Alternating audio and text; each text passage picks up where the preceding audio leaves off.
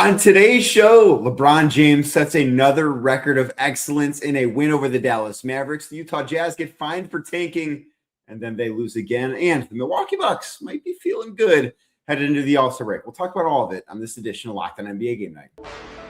When that final buzzer rings, you know it's time for Locked On NBA Game Night. All the post-game reactions to every game across the league, every single night, with insights only the hosts at Locked On can provide. It's the true NBA fans' one stop for all the action. Every game, every night. It's Locked On NBA Game Night. Tipping off now.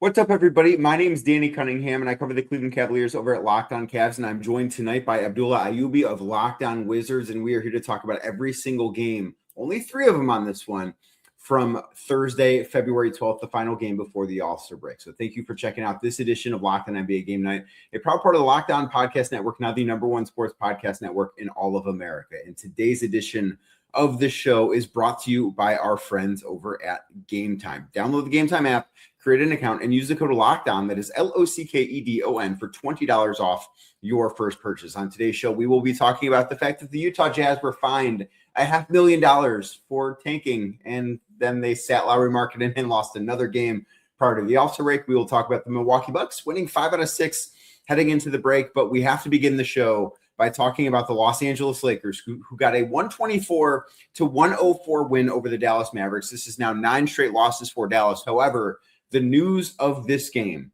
LeBron James, at 41 years old and 45 days, becomes the oldest player in NBA history, passing Karl Malone, to record a triple-double. He finishes with 28 points, 12 assists, 10 rebounds, as the Lakers move to 33-21, snap a 2-game losing streak heading into the All-Star game. I know that this is not the peak version of LeBron Abdullah, but I do have to say it was cool to sit there and watch and know that, the Lakers are not at full strength. They don't have Luka Doncic in this game, but it's cool to sit there and watch and be able to see LeBron put up this type of stat line just on a night where not much else is going on in the NBA game-wise. Yeah, I think the saying is, Danny, Unc still got it. And LeBron James, I know a lot of people were questioning his ability to play the game after he was not eligible to make an All-NBA team for the first time in his career.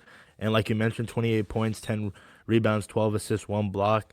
No Luka Doncic, and I understand this Mavs team, 9 losses in a row, no Cooper Flag, but at 41 years old doing this, it's just, you just are astonished as an NBA fan.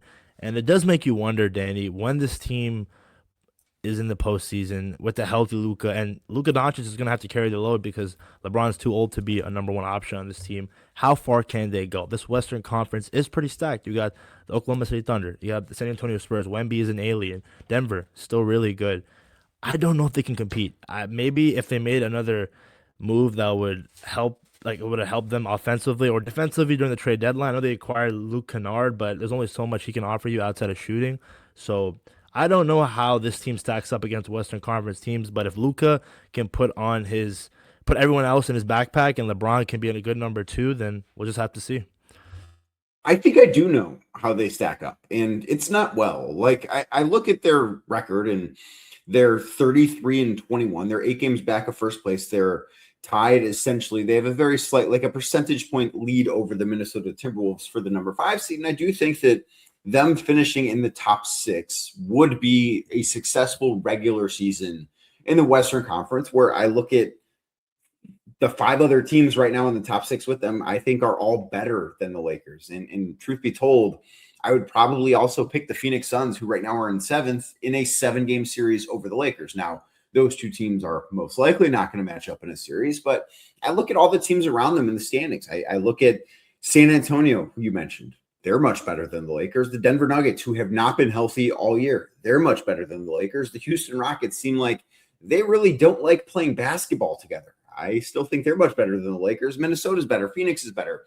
And the one stat that I look at to kind of judge this is point differential, because I understand you are what your record is to an extent, but I do think that some of that can be a facade. And the Lakers have been a fantastic team in clutch time this year, but they're 12 games above 500 and their point differential is 0.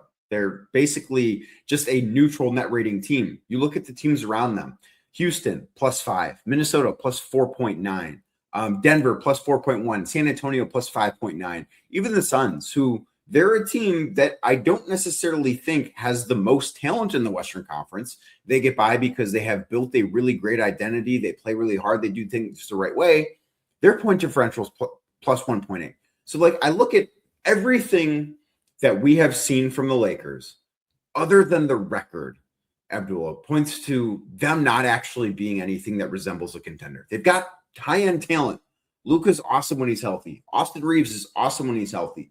Those guys haven't been healthy enough. LeBron, still pretty good, certainly for 41 years and 45 days old, but I cannot take this team seriously as one that could potentially get out of even the first round. I just don't see it happening.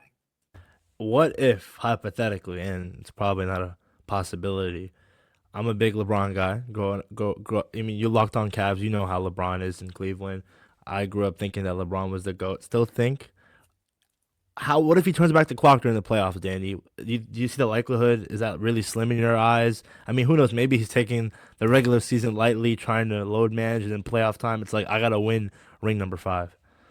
I don't even think it's about LeBron. That's the thing. I think it's about the rest of this roster. Like, go look at the starting lineup that the Los Angeles Lakers put forth against the Dallas Mavericks. Like, Rui Hachimura is a fine role player. Jake LaRavia, a fine role player. Jackson Hayes is not a playoff caliber center. Marcus Smart is not what Marcus Smart once was. Like, he was 1 of 9 from threes. I just don't think that he's a very good basketball player. I don't think that the Lakers are a team that is they have the top end talent, right? Nobody's going to say that Luka Doncic is not one of the best players in the world. No one's going to say Austin Reeves isn't a really good basketball player.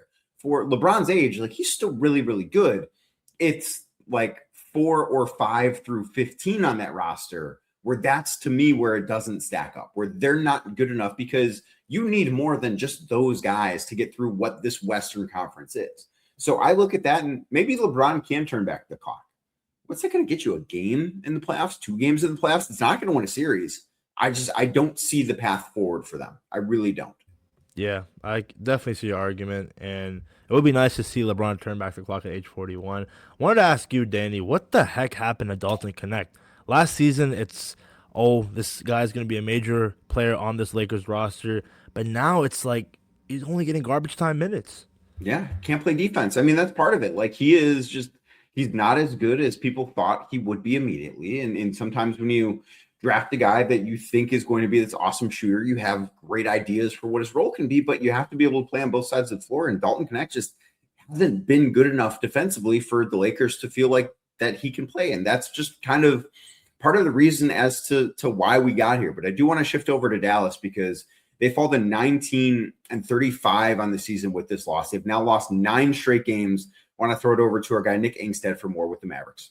About tanking in the NBA right now. The Utah Jazz just got fined a ton of money for tanking in their games. Don't worry. The Dallas Mavericks wish they were tanking. They lose another game to the Los Angeles Lakers, and their offense and defense just completely fell apart in multiple different ways. This team just does not have it going on. Cooper Flagg missed this game. Obviously, Kyrie is still out. He's playing with the ball on the sidelines. He looks like he may be ready to come back soon, but this Mavericks team just defensively has nothing going on right now. They've been one of the worst defensive teams in the NBA during this stretch, and they've lost 9 straight games now. Their first 9-game losing streak since 1998, when Michael Finley was a player on the team and Don Nelson took over as coach. Not Donnie Nelson, Don Nelson. It's been that long. The only real shout out in this game, I'll give a shout out to PJ Washington. I thought he had a really good game. He's had a really, really rough season so far, but 18 points, got to the free throw line a little bit, was getting into it with Jackson Hayes too. But PJ Washington, a little bounce back game, was able to finish some shots in the paint. The thing about this Dallas Mavericks team, though, is it's a mess. Cooper Flagg was out in this game. Najee Marshall left with a foot injury. He was questionable coming in. Daniel Gafford has been dealing with ankle injuries the whole season, and he left this game again. The Mavs could not have had this break come any sooner for him. It's a good one, and will they win another game? I don't know. Nick said they wish they were tanking. Are we sure they're not tanking? Like, when you lose 9 in a row at this point in the season, and yes, injuries are certainly part of the equation. Not having Cooper Flagg, but it's not like he has been out for this entire streak. He just got hurt. Are we sure the Dallas Mavericks are not pulling off a really sneaky tank that's just kind of flying under the radar because of how egregious some other teams have been? Yeah, honestly, Danny, can you blame the Mavs if they were tanking? Look at how No, loaded this draft they class should is. be. They should be tanking. And like we will get into a discussion about tanking in the NBA when we get to the Jazz being fined $500,000 later on in the show. We will get to that, I promise. But they are a team because Dallas does not own its pick next year. They have mortgaged their future to get Luka Doncic help and then traded Luka Doncic, despite trading everything to get him help already. So they need to hit on this lottery pick specifically. They don't have the ability to be in some multi-year rebuild or it's going to get ugly there. They should be tanking. Yeah, and again, you lucked out last year getting Cooper Flag, but if you see the possibility of pairing up the talent alongside Flag with DeBonza, Peterson, Boozer, Wilson, it would make sense to lose out. And again, this whole tanking thing, we'll get into it. But if you're Dallas, it's going to be a rough couple of months before the season ends, Danny. We will get into the tanking thing. Like we said, the Utah Jazz were fined a lot of money. They were not the only ones, although they're the only ones that played on Thursday night that were fined. But there was another team that got a win that maybe should be tanking, the Milwaukee Bucks. Is it time for Milwaukee to feel good? We'll discuss that next right here on Locked On NBA Game Night. But first, today's show is brought to you by FanDuel. The Winter Games are officially here, and if you're anything like us, you are locking in for the events that you only get to see on the biggest stage once every 4 years. Maybe it's curling. Maybe it's figure skating. Maybe it's the one event I saw. I don't know the name of it. I wish I did. But I basically saw this guy just sprinting uphill in skis. I'm like, that is electric. I need to bet on that. Now, I was watching a rerun, so I didn't get to do that, unfortunately, because you cannot bet on things that have already happened with FanDuel. But 4 years from now, when that event comes back, I know I'm going to be pulling up the FanDuel Sportsbook app so I can bet on guys running up hills in skis because, again, absolutely electric what's going on. It happens once every 4 years. The Winter Games are here, and FanDuel is the place to follow it. From medal counts to individual events to finding your angle on the sports that you care about the most, or maybe you are just discovering, FanDuel gives you more ways to stay connected to the action. So the Winter Games are on, and there's no better way to follow them than with FanDuel. Head to FanDuel.com, that is FanDuel.com, or download the FanDuel Sportsbook app today. FanDuel, play your game. Today's show is also brought to you by Indeed. Hiring isn't just about finding someone that's willing to take the job. It's about finding the right person with the right background who can actually help your business move forward. And if you want candidates who match what you're looking for, well, Indeed Sponsored Jobs is the move. Because instead of hoping the right person stumbles across your post, Indeed helps you match with quality candidates by boosting your job listing to the people who fit your specific criteria, like skills. Maybe it's a specific certification that you need if you're going to hire somebody, or you just want somebody that has the right location because maybe trying to move someone to a new city to do this job just isn't going to work out. If you're hiring, you want someone who can help. You want someone with real experience who can jump right in and make a difference. And here's a stats that says it all, because in the minute that I've been talking to you about this, companies like yours have made 27 hires on Indeed, according to Indeed data worldwide. So if you're hiring, spend less time searching and more time interviewing candidates who check all your boxes with Indeed Sponsored Jobs. Listeners of this show will get a $75 sponsored job credit to help get your job the premium status it deserves at Indeed.com/podcast. That is Indeed.com/podcast. Terms and conditions do apply. Hiring, do it the right way with Indeed. Thank you again for making this edition of Locked On NBA Game Night your first listen. Thank you to those of you that make this show your first listen every single day. And if you haven't already, go check out the new Everydayer Club because it gives you access to an ad-free audio feed for Locked On NBA Game Night, or maybe Locked On Cavs or Locked On Wizards, whichever your favorite team to follow is. And that show compatible with Apple Podcasts, Spotify, and every other major podcast app. A link is in the show description if you would like to learn more. And we move on to maybe the most surprising outcome of the night, is the Milwaukee Bucks got a 110-93 win over the Oklahoma City Thunder. The Thunder were down several key guys. Isaiah Hartenstein didn't play in this game. Shai Gilgeous-Alexander did not play in this game. Jalen Williams did not play in this game. Jay Mitchell did not play in this game. So this was not some full-strength Thunder team. Obviously, the Bucks still are missing Giannis Antetokounmpo, and we do not know exactly when he's going to return from that calf strain. But they moved to 23-30 with this win. And I think more importantly, they've won 5 of their last 6 games without Giannis Antetokounmpo. they're starting to look like they have at least a little bit of a pulse. Now, we talked about tanking a little bit. We're going to talk about tanking a little bit more. Should the Bucks be feeling good about what we have seen from them over the past 10 days? Yeah, it's a tough situation because as a Buck fan, you probably thinking that I want Giannis to be here. I want him to retire as a Buck. But the amount of times that this man played with your emotions, Danny, before the trade deadline, it's like, okay, I want to keep staying here in Milwaukee. But no, I want to leave. I can't win. And it's back and forth, back and forth. If you see this winning going on without Giannis and we don't know when he's coming back, maybe it makes sense to tank and get a guy, again, coming to the fact that you see the draft class is so talented, and you just picked up Cam Thomas, second leading scorer off the Nets. I wonder why they waived him, Danny. He went out there in his first game, balled out against the Orlando Magic, and then tonight against the Thunder, he finished with 12 points. So he's a guy that can go out there and score for you. And Kevin Porter Jr., AJ Green, Kyle Kuzma, there's still some solid pieces, and Bobby Portis as well. Again, maybe if you want to win, you can get a playing spot. This isn't the Western Conference, this is the Eastern Conference, and they're 12th right now at 23-30. But again, is there any point of maxing out while making the plan? To me, it's just try to test your luck and get a blue chip player up and coming. And for the Thunder, despite all those injuries, Danny, I still think this Thunder team should have won, and I think we'll be just fine. This is an off night. You didn't have a lot of your key guys. I still think Jared McCain was a good pickup for them. But again, it's a bigger story. The Bucks not only beat the Thunder, they beat them by 17 points. Yeah, Thunder only had 3 guys reach double figures. Isaiah Joe had 17. Chet Holmgren, the one-star player for OKC who did play in this game, had 16, as you mentioned.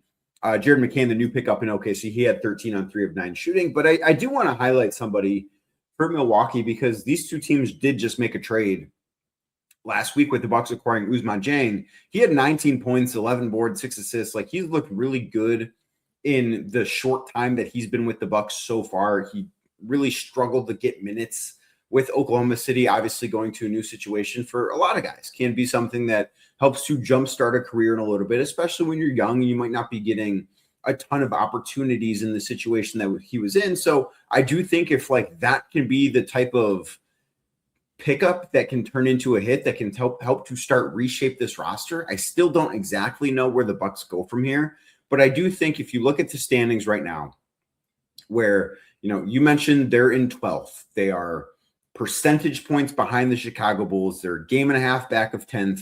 They are 6.5 games back of 6th. They're not making the top 6. Like, if they get to the postseason, it is through the play-in. I do wonder, like, is rushing Giannis back from this? And we know, like, every reporting that we hear out there is that Giannis wants to play. He doesn't want to be shut down. He's not in the interest of tanking the rest of the season in order to get a high pick. He wants to, he is the ultimate competitor. No one's ever going to say otherwise about that or about him as far as that goes. But I just don't know that this is worth it. Like, the Bucks have won 5 of 6. I do think they should feel good though. Like, I look at this, and it's hard for me to say I can see this team going anywhere, but because of some of the guys that are driving this winning, because it's a guy like Ousmane Dieng, because it is a guy like Cam Thomas, who didn't have a great game in this one. He had a much better game against Orlando the other night. But because it is those guys that maybe you could see as being part of the future, I do think that is something that you look at and say, okay, we feel good about this.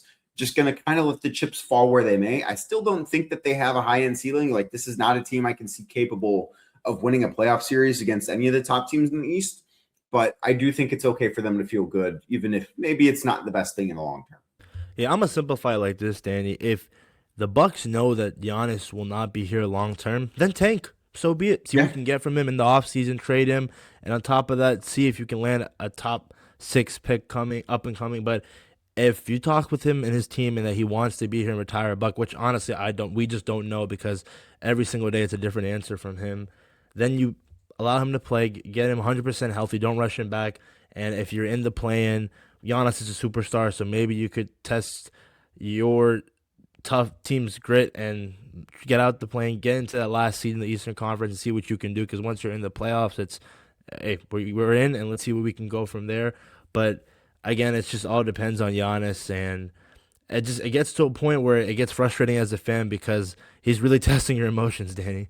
Yeah, and I do, before we close up on this game, I do want to give a shout out to Nikola Topic of the Oklahoma City Thunder. He made his NBA debut on Thursday against Milwaukee Bucks, and Topic was the first round draft pick for the Thunder back in 2024. He missed his entire first season because of a torn ACL that I believe was suffered prior to the draft. Like, he fell in the draft and the Thunder got somebody that was regarded as a top 5 talent a little bit later on in the lottery because of the injury, knowing that it was going to cost him an entire year. And then he was diagnosed with cancer prior to this season, has been undergoing treatment.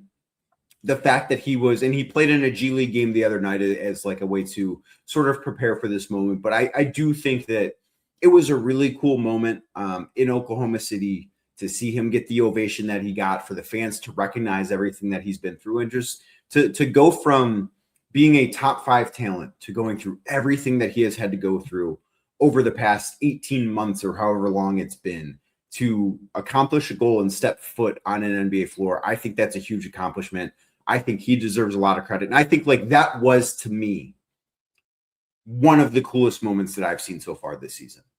Yeah, that's very inspirational, and shout out to the Oklahoma City Thunder fan base. They always show love. We saw the night that Jared McCain stepped on. I mean, everyone was cheering as if the guy was a OKC Hall of Famer. It's just amazing how loyal that fan base is, and just shout out to Nikola Topic. That's adversity right there, Danny. And this is a Thunder squad. That's a Thunder squad that's going to be competing to go back to back. Yeah, and we've talked a lot about the play-in. We've talked a lot about tanking. Well, we've got one team left that is in the play-in, probably going to be in the play-in, and another team left that was just fined $500,000 for tanking. We'll talk about the Utah Jazz next, right here on Locked On NBA Game Night.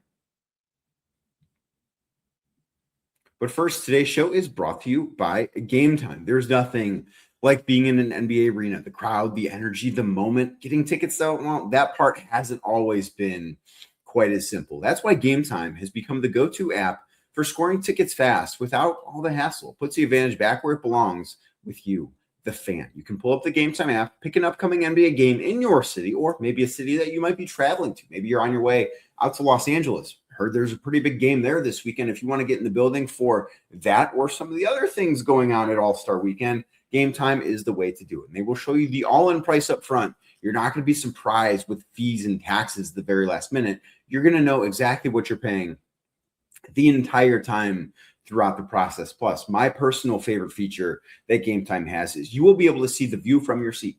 You want a great view of midcourt? Maybe you want to be near your team's bench. You're going to know exactly what your view from your seat is going to be before you buy. They take the guesswork out of buying NBA tickets. So sign up with Game Time today. Download the Game Time app, create an account, and use code LOCKEDON for $20 off your first purchase. That is code LOCKEDON, LOCKEDON, for $20 off your first purchase with Game Time. Download the Game Time app today. And remember, it's gametime.co, not .com.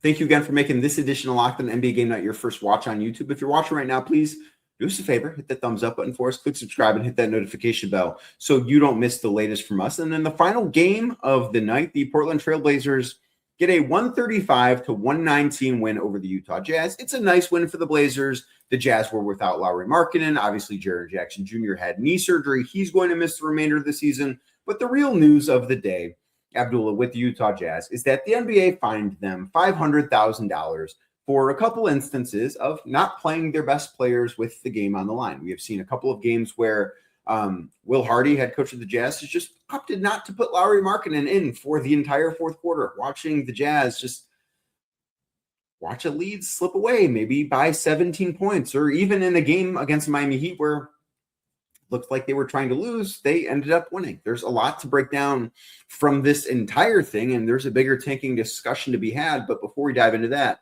let's hear from David Locke for his take.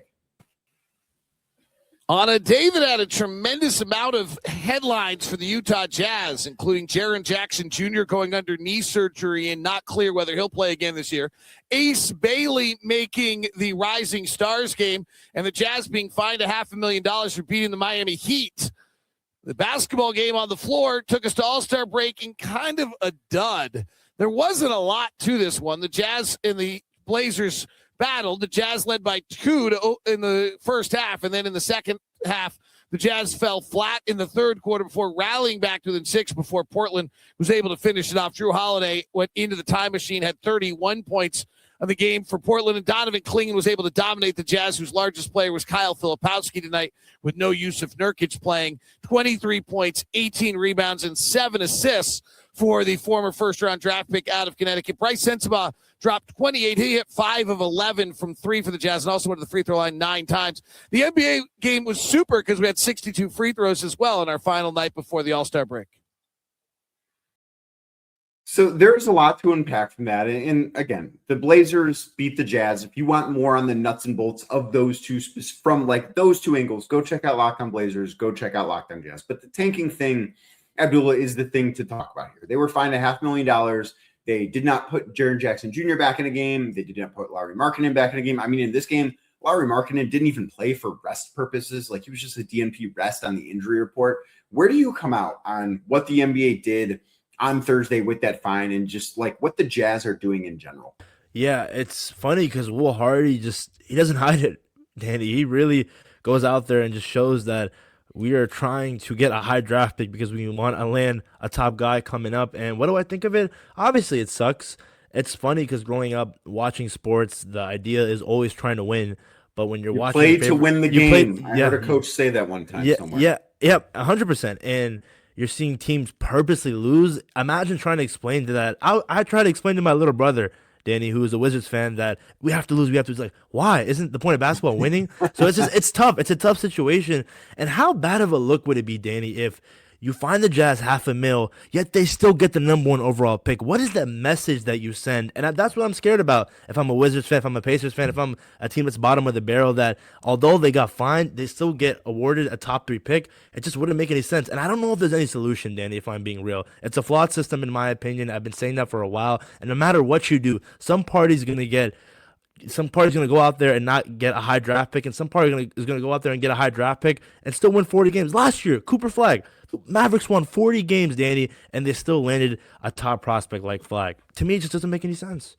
I do think that we need to re-examine the lottery odds, and I don't have an issue with the Jazz being fined for what they did. Like, I think if your best players are available to play and you're clearly not putting them back in the game for no other reason other than, let's face it, not trying to win the game, I take issue with that. Like, I have less of an issue, and I know I made a comment about it. I have less of an issue with Lauri Markkanen just not playing in a game as opposed to playing in 3 quarters and then, we're up by 15. We got to sit you so we can lose. Like, that to me is an issue with the integrity of the game. As for the fine for the Pacers, like, that is a thing that I do have an issue with because they fined them for Pascal Siakam not playing in a game. And he has so far this year, like, we can talk about what the Jazz are doing versus what the Pacers are doing, because the Pacers everybody knows about Tyrese Halliburton missing this entire season because of the torn Achilles suffered in Game 7 of the finals in June. But they've had a ton of other injuries. Like, they have lost so many player games due to injuries so far this year. They just lost another guy in Johnny Furphy to torn ACL earlier this week. But Pascal Siakam has played 51 games. He's playing 34 minutes tonight. Like, this is not the case. It's like, they're trying to not play him at all. He's earned being an all-star. So they sit him down for a game. That happens from time to time. But they also, to me, that is not done in the spirit of we want to necessarily lose games. Like, is that something that maybe comes of it? Sure. But it's also, why would we run, if we're the Indiana Pacers, why would we run Pascal Siakam into the ground in a year that very clearly means nothing? Like, if Lauri Markkanen was playing 35 minutes a night and played over 50 games at the All-Star break, I think it'd be a different conversation. Yeah, that's a good point. This Pacers team was literally in Game 7 of the NBA Finals, and how lucky would it be if you get back a healthy Tyrese Halliburton alongside a top 3 pick and a Pascal Siakam? You're right back in the Eastern Conference mix with Detroit, Boston, and New York. But, yeah, I don't think there's a solution, Danny. To me, and Adam Silver's probably going to get pressed about it during the All-Star game conference, and I don't think he's going to have a good answer. There's really not a good answer. You can always talk about how we want to make sure that teams are going out there trying their best. And I do wonder, Danny, maybe this wouldn't be the case if teams didn't think that this draft class loading up was that talented. Do you think teams would be tanking this hard if it was a 2024 draft class? I think next year is going to look much different. I do, because there's not a Darren Peterson. There's not an AJ DeBanson. And I'm not like, go check out No Ceilings NBA Draft over like our Locked On NBA Draft show for more, because I am not an expert in that area, but everything I have heard or read or seen is that this is a special draft class, and that's part of the reason why this is happening. But to your point, something is very clearly wrong, but I don't have a good solution. And Abdullah, I have not seen somebody that has a solution that I sit back and say, you know what, I love that. That's a great idea. I've seen so many different ones, and I don't know what the answer is. So I do want to be super critical, but in the same breath, I'm like, I don't know what to do about this either. Yeah, we were talking about the idea, and this was funny before the show, that teams should play in a tournament to get the first overall pick. But if I'm a player, Danny, why the heck would I try so hard for Darren Peterson to come take my roster spot? It wouldn't make any sense. And you would see teams like the Milwaukee Bucks probably not rush Giannis back and miss the playoffs to say, oh, by the way, we've got like the second or third best player in the world that's going to play in this tournament. We're going to get the number 1 overall pick. Like, that's just kind of, I think no matter what happens, teams are going to find a way to manipulate the rules as they have in this system, as they did in the previous system, and as they will in the next system. That is how this goes. It's unfortunate, but that is the world that we're living in right now. But we do appreciate it. As you get out of here, if you could hit that thumbs up button for us on YouTube if you're watching, and thank you for making this edition of Locked On NBA Game Night your first listen or watch. Make sure you're subscribed wherever you might be consuming the show. The show will be back. Plus, make sure you check out Locked On NBA Daily Monday through Friday. They tackle big picture topics. I have an idea. They'll probably be talking about the Jazz being fined $500,000 on Friday's show. So make sure you're subscribed wherever you are listening to this. And Locked On NBA Game Night will be back tomorrow talking about everything going on in the NBA.